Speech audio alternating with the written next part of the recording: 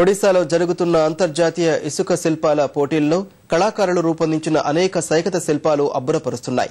December 5 వరకు జరగనున్న ఈ పోటీల్లో పాల్గొనేందుకు విదేశాల నుంచి ఎంతో మంది కళాకారులు హాజరయ్యారు.